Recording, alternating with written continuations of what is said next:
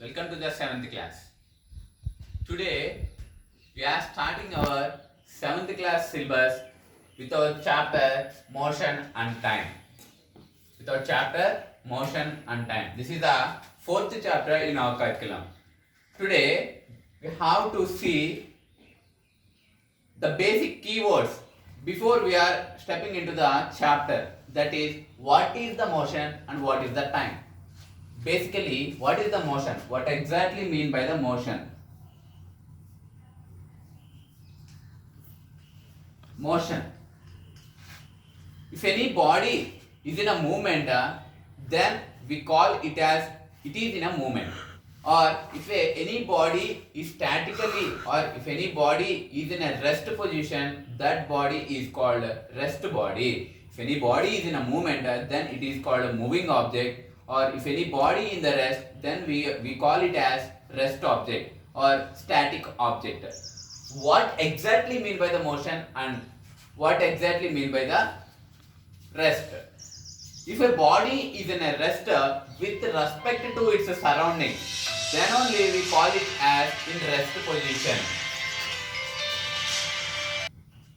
If any body, ఏదైనా ఒక బాడీని తీసుకుంటే అది మూమెంట్లో ఉన్నప్పుడు దాన్ని మూమెంట్లో ఉంది అని ఎప్పుడు చెప్తాం? సపోజ్ నా 2 హ్యాండ్స్ ఉన్నాయి, నా 2 హ్యాండ్స్ కూడా నేను రెండింటిని ఇలా మూవ్ చేస్తున్నా with the same velocity with the same time interval.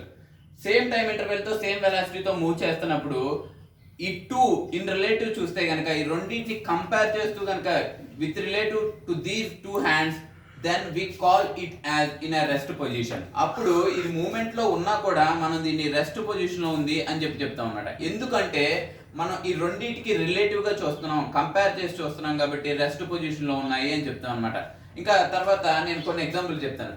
Suppose నేను ఈ చాక్ పీస్ ని త్రో చేశాను అనుకోండి, ఒక చాక్ పీస్ ని త్రో చేస్తే అది మూమెంట్ లోకి వస్తుంది, అది మోషన్ లో ఉంది అని చెప్తాం అనమాట. ఫస్ట్ కేసులో కూడా రెండు కూడా మూమెంట్ లో ఉన్న దాన్ని రెస్ట్ పొజిషన్ లో ఉందని చెప్తున్నాము. ఏదైనా ఒక ఆబ్జెక్ట్ ని త్రో చేసినప్పుడు with respect to the surroundings చూసినప్పుడు కంపేర్ చేస్తే దాన్ని మోషన్ లో ఉంది అని చెప్తాం అనమాట. అంటే మోషన్ కానీ రెస్ట్ పొజిషన్ కానీ మోషన్ కానీ స్టాటిక్ బాడీస్ ని కానీ మనం ఎలా డిఫైన్ చేస్తాము అంటే with respect to it's surroundings. దాని యొక్క సరౌండింగ్స్ ని బట్టి విత్ రెస్పెక్ట్ టు దేంతో అయితే కంపేర్ చేస్తామో దాన్ని బట్టి అది రెస్ట్ లో ఉందా లేదంటే మోషన్ లో ఉందా అని చెప్తాం అనమాట. What is the time? Time is a measure and time అంటే ఏంటి? What exactly mean by the time? If to do any work we should take a time, A particular interval of time. లేదంటే నేను మాట్లాడాలి అంటే కనుక కొన్ని words పలకాలి అంటే ఆ వర్డ్స్ పలకడానికి కొంత టైం పడుతుంది. లేదంటే నేను ఒక పర్టికులర్ ప్లేస్ నుండి అనదర్ పర్టికులర్ ప్లేస్ కి మూవ్ అవ్వాలి, ట్రావెల్ చేయాలి అన్నప్పుడు కూడా మనకి కొంత టైం ఇంటర్వెల్ రిక్వైర్ అవుతుంది అనమాట. To do any kind of work we need exactly a time. ఖచ్చితంగా మనకి కొంత టైం ఇంటర్వెల్ అనేది కావాలి. సింపుల్ గా టైం ఎలా డిఫైన్ చేస్తామంటే టైం అనేది మనం ఒక మెజరెంట్ గా చూస్తాము అని చెప్తాం అనమాట. ఇక్కడ మోషన్ అండ్ టైం అనేది మన chapter name. Motion and time ఎలా చూస్తామంటే suppose I want to explain this time and motion by taking an example. ఒక ఎగ్జాంపుల్ తీసుకొని చెప్తాను అనమాట. ఒక కార్ తీసుకున్నా, that car is running on the road. That car is running on the road. This is my car, and besides the road we can observe many trees. Besides the road we can observe many trees. ఈ road పక్కన చాలా చెట్లు ఉన్నాయి, అలాగే houses ఉన్నాయి. Many houses we can observe. So ఈ car అనేది travel అవుతూ ఉన్నప్పుడు ఈ డైరెక్షన్ లో ట్రావెల్ అవుతూ ఉన్నప్పుడు టువర్డ్స్ లెఫ్ట్ ట్రావెల్ అవుతున్నప్పుడు ఇవన్నీ కూడా మనకి రైట్ సైడ్ ఉన్నట్టు మనకి అబ్జర్వ్ చేస్తాం అనమాట. అవునా కదా? ఇన్ కేస్ రోడ్ అనేది ఈ సైడ్ ఉందనుకోండి, అప్పుడు ఇవన్నీ కూడా ఇలా ట్రావెల్ అవుతున్నప్పుడు రైట్ సైడ్ లో ఉంటుంది, ఇలా ట్రావెల్ అవుతున్నప్పుడు లెఫ్ట్ సైడ్ లో ఉంటుంది. లేదంటే దీని యొక్క డైరెక్షన్ అనేది చేంజ్ చేసి ఈ డైరెక్షన్ లో ట్రావెల్ అవుతున్నప్పుడు లెఫ్ట్ సైడ్ ఉండటం మనం అబ్జర్వ్ చేస్తాం. అవునా కదా? అంటే with respect to A side నుండి అబ్జర్వ్ చేస్తున్నామో దాన్ని బట్టి చెప్తాం అనమాట. ఇంకొక చిన్న ఎగ్జాంపుల్ తీసుకున్నాం. మోషన్ అనే వర్డ్ కి ఇంకొక ఎగ్జాంపుల్ తీసుకుంటే, ఇందులో ఒక డ్రైవర్ ఉంటారు. ఈ డ్రైవర్ కార్ ని డ్రైవ్ చేస్తాడు అనమాట. మనం విత్ రెస్పెక్ట్ టు ట్రీ చూసినప్పుడు మాత్రం ఇది మోషన్ లో ఉంటుంది, ఎందుకంటే దీని యొక్క పొజిషన్ అనేది ఒక పర్టికులర్ టైం ఇంటర్వెల్ లో ఒకలా ఉంటుంది, ఒక ఇన్స్టెంట్ లో ఒకలా ఉంటుంది, నెక్స్ట్ ఇన్స్టెంట్ లో దాని యొక్క పొజిషన్ అనేది వేరీ అవుతుంది అనమాట. ఫస్ట్ సెకండ్ దగ్గర ఫస్ట్ ఇన్స్టెంట్ ఏంటంటే ఫస్ట్ సెకండ్ దగ్గర ఇది దీని యొక్క పొజిషన్ ఏంటంటే ఇక్కడ ఉంది. సెకండ్ దగ్గర సేమ్ ఇదే ప్లేస్ లో ఉంటుందా మోషన్ లో ఉన్నది? ఉండదు. It will travel some distance and it will changes it's position. Second లో దీని యొక్క పొజిషన్ చేంజ్ అవుతుంది. మనం విత్ రెస్పెక్ట్ టు దేని కంపేర్ చేస్తున్నామంటే మనం ట్రీ దగ్గర నుండి అబ్జర్వ్ చేస్తే, లేదంటే ఒక అబ్జర్వర్ అనేవాడు అబ్జర్వ్ చేస్తే అప్పుడు దీని యొక్క పొజిషన్ చేంజ్ అవుతున్నట్టు మనం అబ్జర్వ్ చేయగలుగుతాం. అలా కాకుండా ఇక్కడ ఒక డ్రైవర్ ఉన్నారు, వెనకాల ఒక ప్యాసింజర్ ఉన్నారు. ఫస్ట్ సెకండ్ లో ఇది ఇక్కడ ఉంటుంది, సెకండ్ లో దీని యొక్క పొజిషన్ చేంజ్ అవుతుంది. కానీ వీళ్ళిద్దరూ కూడా, ఈ కార్ లో ఉన్న డ్రైవర్ ప్యాసింజర్ ఇద్దరు ట్రావెల్ అవుతున్నా కూడా వీళ్ళ మధ్య ఉండే డిస్టెన్స్ మాత్రం సేమ్ ఉంటుంది. వీళ్ళిద్దరూ కూడా మోషన్ లో ఉన్నా కూడా వారి మధ్య ఉండే డిస్టెన్స్ మాత్రం సేమ్ ఉంటుంది అనమాట. ఇప్పుడు మనం ఏం చెప్తాము? Driver and passenger both are in rest position అని చెప్తాం అనమాట. వై? బికాస్ ఎందుకంటే వీరి మధ్య ఉండే డిస్టెన్స్, దీని యొక్క పొజిషన్స్ అనేది చేంజ్ కావట్లేదు కాబట్టి వాళ్ళిద్దరు రెస్ట్ లో ఉన్నారు అని చెప్తాం అనమాట. ఏంటి? The position of the passenger with respect to driver కానీ, లేకపోతే the position of the driver with respect to passenger కానీ చెప్పాలి అంటే కనుక we call them in a rest position. మనం ఎలా చెప్తామంటే రెస్ట్ పొజిషన్ లో ఉన్నారు అని చెప్తాం అనమాట. ఒకవేళ అబ్జర్వర్ వ్యూ లో చూడాలి అంటే, if observer is observing the car then it is in a motion. Okay, ఇప్పుడు మనకు క్లియర్ గా అర్థమవుతుంది కదా. ఏదైనా ఒక బాడీ యొక్క స్టేట్ అంటే రెస్ట్ పొజిషన్ లో ఉందా, మోషన్ లో ఉందా అని చెప్పాలి అంటే విత్ రెస్పెక్ట్ టు సరౌండింగ్స్ మనం చెప్తాం అనమాట. విత్ రెస్పెక్ట్ టు సరౌండింగ్స్ మనం చెప్తాము. సో మనం ఏం చెప్తామంటే మోషన్ ఇస్ ఎ రిలేటివ్ అని చెప్తాం అనమాట. సింపుల్ గా at final motion is a relative అని చెప్తాం. మోషన్ ఇస్ ఎ రిలేటివ్ అని చెప్తాం అనమాట.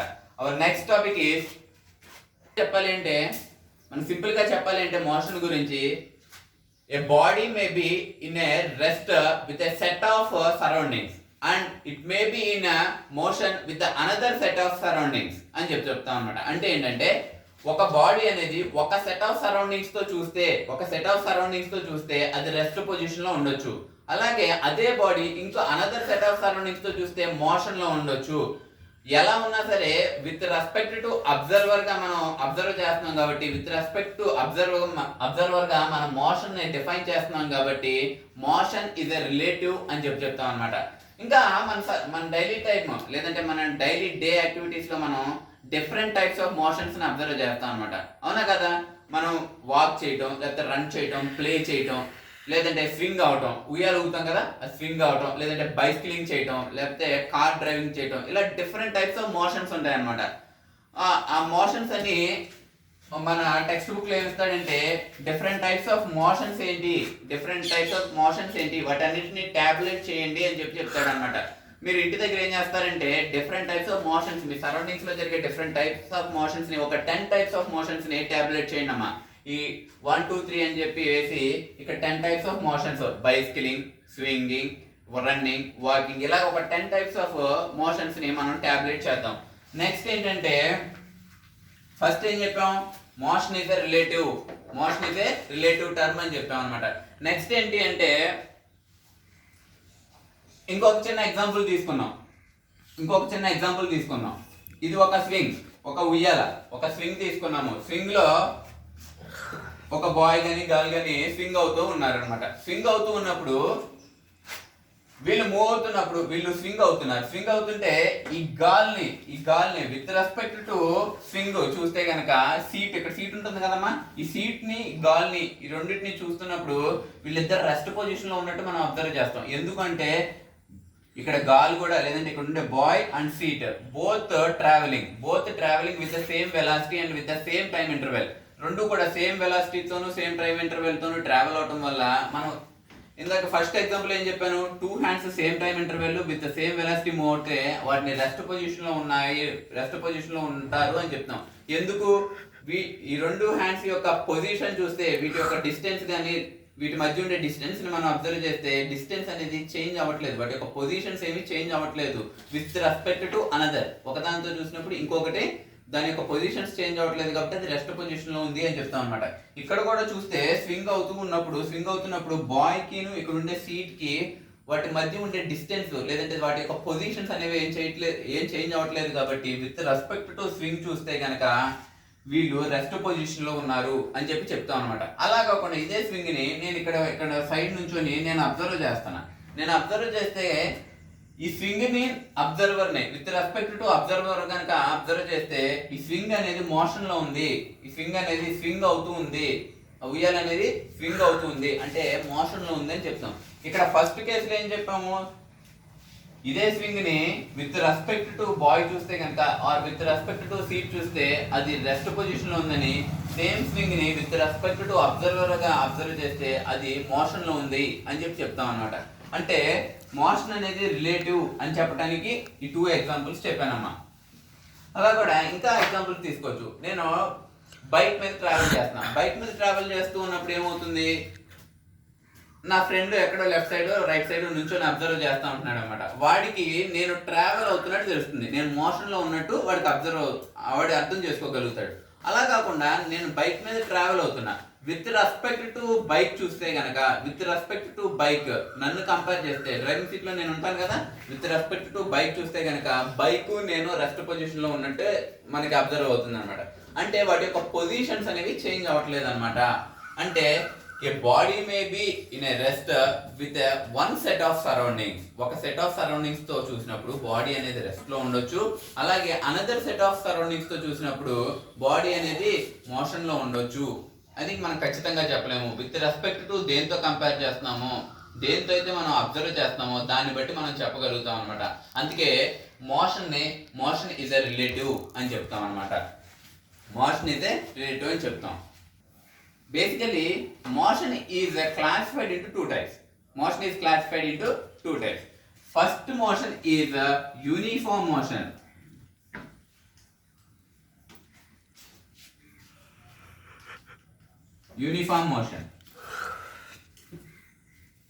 What is meant by uniform motion? If a body covers equal distances with the same interval of time or in a equal interval of time, then it is called as uniform motion. Suppose నేను ఒక కార్లో travel చేస్తున్నాను. ఈ కార్లో travel చేసినప్పుడు ఏమవుతుందంటే first second నేను కొంత డిస్టెన్స్ ట్రావెల్ చేశాను, ఇక్కడ నుండి ఇక్కడికి ట్రావెల్ చేశాను. సెకండ్ టైం ఇంటర్వెల్ లో ఇక్కడ వరకు ట్రావెల్ చేశాను. థర్డ్ ఇక్కడ వరకు, ఫోర్త్ ఇక్కడ వరకు. ఇవన్నీ కూడా సేమ్ లెంత్ ఉన్నాయా? లేదు, వేరీ అవుతూ ఉన్నాయి అనమాట.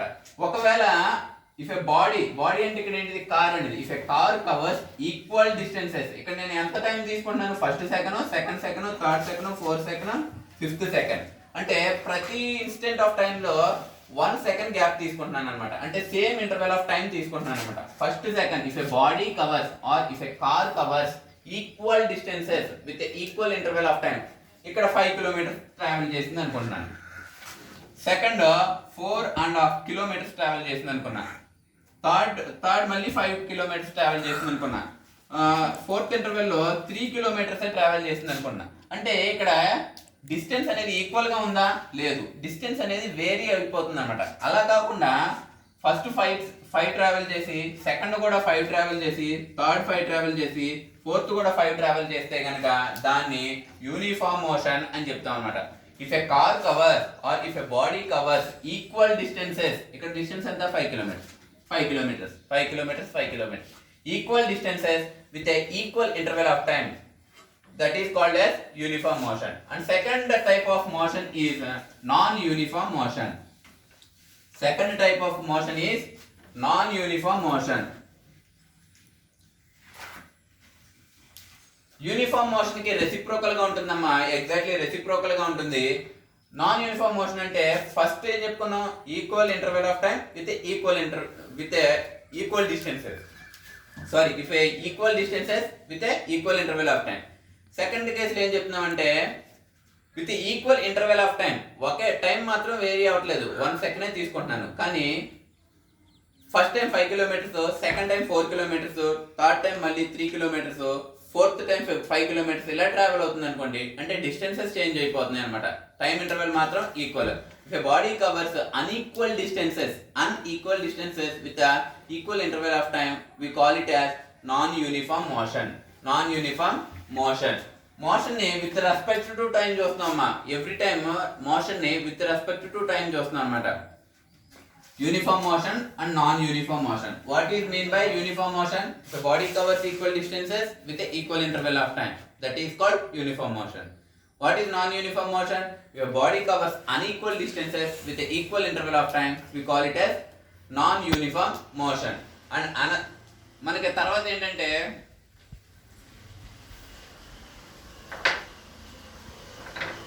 మనకి ఒక టాబ్లేషన్ తయారు చేయమని చెప్తున్నానమ్మా. మన టెక్స్ట్ బుక్ లో ఒక టాబ్లేషన్ తయారు చేయమని చెప్తాడు అనమాట. ఏంటి అంటే ఏదైనా ఒక ఆబ్జెక్ట్ ని, మోషన్ లో ఉన్న ఒక ఆబ్జెక్ట్ ని అబ్జర్వ్ చేయండి. అది ఎంత టైం తీసుకుంటుంది, కొంత డిస్టెన్స్ ట్రావెల్ చేయడానికి ఎంత టైం తీసుకుంటుంది. సపోజ్ ఒక బైసికల్ రేస్ పెట్టుకున్నాం అనుకోండి. బైసికల్ రేస్ పెట్టుకుంటే అందరూ ఈక్వల్ స్పీడ్ తో ట్రావెల్ చేస్తారా? No, it is not possible to go.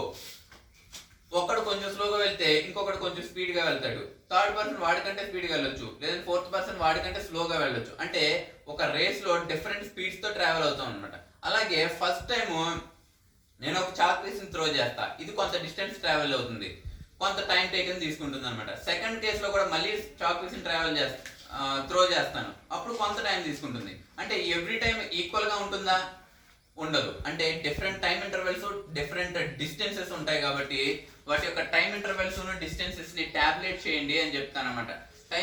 Time intervals distances మనకి తెలిస్తే మనకి ఏం వస్తుందమ్మా? వెలాసిటీ వస్తుంది.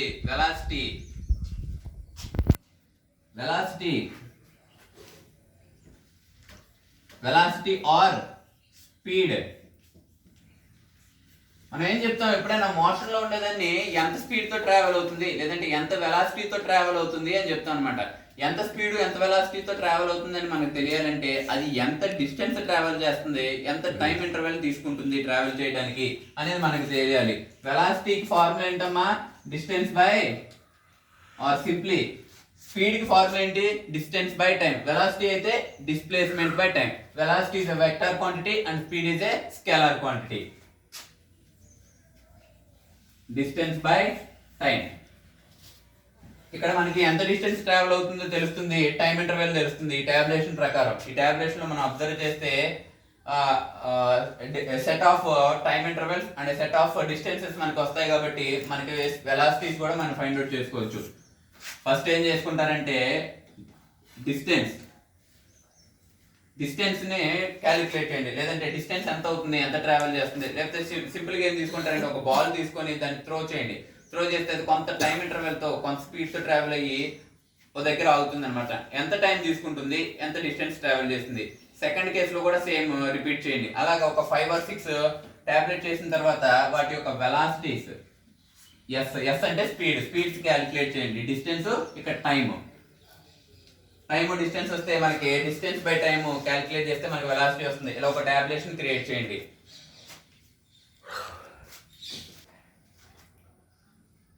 మనం ఇక్కడ టైం క్యాలిక్యులేట్ చేసాం, డిస్టెన్స్ క్యాలిక్యులేట్ చేసాం. క్యాలిక్యులేట్ చేసినప్పుడు మనకి బేసిక్ గా మనం ఫోకస్ చేయాల్సింది ఏంటంటే వాటి యొక్క యూనిట్స్ అమ్మా. టైం ని క్యాలిక్యులేట్ చేసేటప్పుడు in every system, SI system, అలాగా మన సిజిఐ సిస్టమ్, ఏ సిస్టమ్ తీసుకున్నా వాటి యొక్క యూనిట్స్ వచ్చేసి సెకండ్స్, లేదంటే కొన్నిసార్లు మినిట్స్ కూడా తీసుకుంటాం. అలా కాకుండా సెకండ్స్ లో తీసుకోండి. టైం ని సెకండ్స్ లో క్యాలిక్యులేట్ చేస్తాం. డిస్టెన్స్ ని, the basic unit for the distance is metres లో క్యాలిక్యులేట్ చేయండి. ఎస్ఐ సిస్టమ్ లో మనకి బేసిక్ యూనిట్ ఏంటమ్మా? టైం.